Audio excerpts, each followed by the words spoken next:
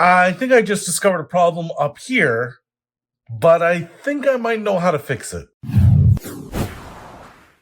What's happening, Panda Nation? Peter Von Panda out here with the Jeep Commander, Project Overlander, trying to get this thing ready to do a little camping in, trusting it to the elements. Gonna risk my life out here to do some camping in a truck that is older than Leonardo DiCaprio's girlfriend's. But the problem is, as I was looking at this, is right up here. Let me show you. All right, so here's the headliner.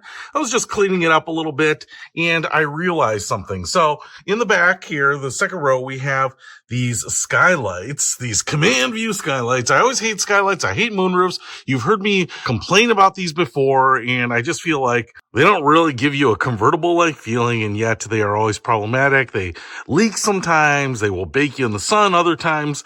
And in this case, I think I have the worst case scenario. So might be a little hard to see here, but I'm going to go in on the headliner here, and I'm going to use this flashlight to kind of show you. Can you see right there, underneath there, right above the handle, I have water stains. And if you look up here, right up here, I have a water stain all the way around the headliner, right? And I've noticed that it kind of continues right up here. So what I'm pretty sure of is these skylights are leaking, and there's leaking into the headliner, and that's probably going to cause moisture issues over time. Hopefully everything's dried out here. Might have to hit this with a little ozone. But the issue now is, well, Pete, how are you going to stop it from actually leaking anymore and let a little light pass through?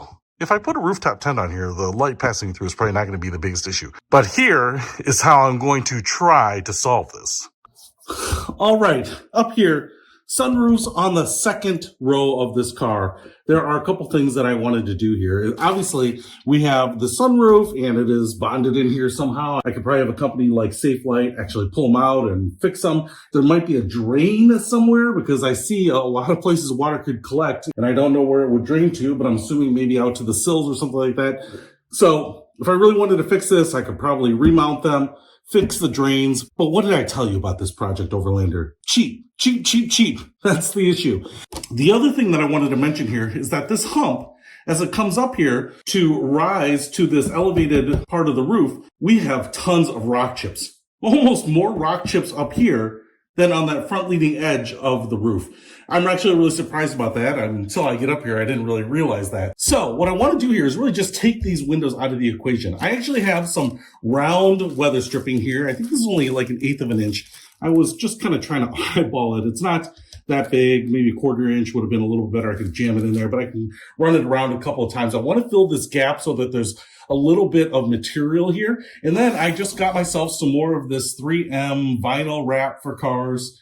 And I'm just going to cut a piece and put it over here. And I might actually run it all the way to the front of this hump here to cover up some of those rock chips, just try to prevent it from corroding anymore. But basically what I'm going to do is just put a piece of vinyl over the glass. That should allow some light to come through here, so it won't necessarily look like it is blocked off. You obviously won't be able to see through it, but because I'm going to eventually put a rooftop tent here anyway, you really can't expect to have much light coming through there. And that is just going to hopefully prevent any more water from getting in there, some corrosion, those types of things.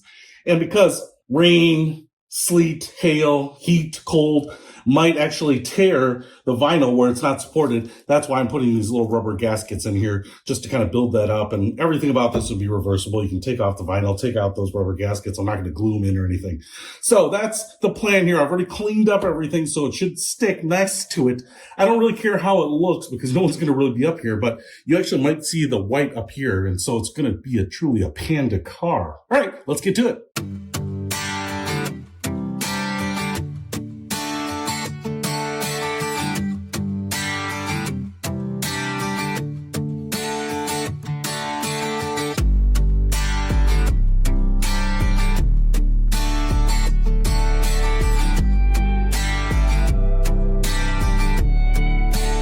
All right, so this side is done. It doesn't look great, no, but like I said, no one's going to really see it. I just wish this were kind of like those things where you're putting a screen protector in your phone and it just goes on and it releases the air bubbles on its own and it looks amazing. And you're like, dude, I just really skillfully put that on. But wrap on cars never looks like that to me. Just creases everywhere. So I will definitely not be wrapping a car ever, but I do like the fact that this is all sealed up. I've got a nice big rubber seal under here, and I'm not going to have to worry about water continuing to ingress into my car here. So if you want to cover up your sunroof, your skylights, like this, you don't care about the looks. Obviously I don't, because I've been wearing this face my entire life. Then this could be a good cheap hack to do it. I think the vinyl was like $5. That rubber gasketing I had laying around, you'll need an X-Acto knife. So I'll put links to everything you need in the description below. Peter Von Panda, out.